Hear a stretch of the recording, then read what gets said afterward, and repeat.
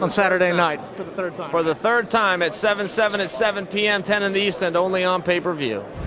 Chael, was there ever a moment in the past 2 years, you've gone through a lot, was there ever a moment where you thought you might not get back to this point, to get back to a title shot? Well, it's not just me. I knew I could do my part, but he had to do his part too. He had to beat two tough guys, and he did. He had to sign the contract, which nobody thought he would do, and he did. So he's done his part as well.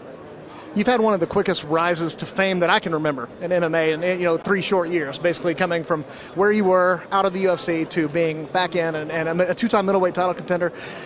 How has your life changed in that time in terms of the public perception of you? When you go out in public, can you go out in the mean streets of West Lynn and not get hounded? Well, the power of TV is incredible, but my life doesn't change. I get up every morning before the sun. I got to take my dog out. I do the same thing every single day. I go to a couple of practices. I get work done in between.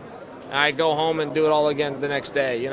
I have, I'm very fortunate. I've got my health and some good things, but, my life is fairly miserable.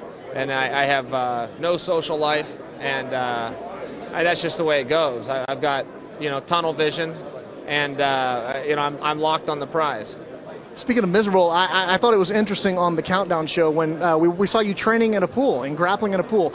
That looked horrifying and taxing. How good is that for your cardio and for your wrestling? Yeah, thanks. Thanks for watching that. It's hard, man. It's really hard work. I don't know what's best. Strength and conditioning, nobody really knows. It's a very weird science. But anytime I go home and I'm exhausted, I'm sure that something good is happening.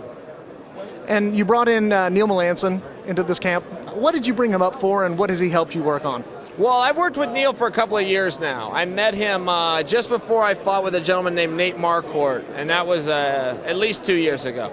And he's great. He was Randy Couture's head coach, and I watched him and Randy working one day, and I thought, man, I gotta get around that guy.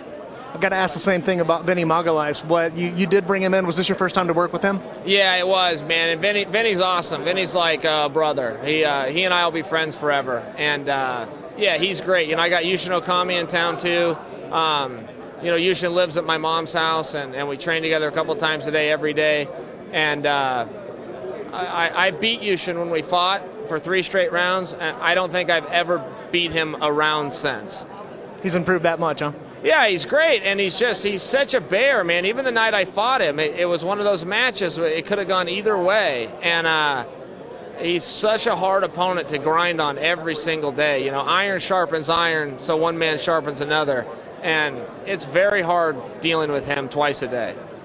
We've heard the famous story about how you promised your dad that you were going to win a world championship.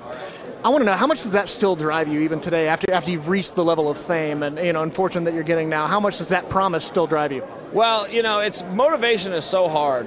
Training is so hard. Every day I wake up and I'm depressed, knowing what I got to go through each day. It's pure torture, and things like that get you into the car when the clock says you got to get in the car, and things like that get you to throw a few more punches or jump a little bit more rope. So it's a great motivator. Now, we know the middleweight title is on the line on Saturday night.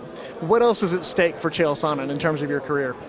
Well, you gotta limit things as best as you can. One at a time. As human beings, we're not good at dealing with multiple things at once, and I'm no different. And I've got to focus in and take care of business, and I will. Can you give us a prediction? Yeah, I'm going to win this fight. Yeah, I'm going to win this fight. Easy way or hard way. And if Anderson offers more resistance, Anderson still gets beat. Chael, thank you for your time. We appreciate it. My pleasure. Stay tuned to BleacherReport.com for more UFC 1.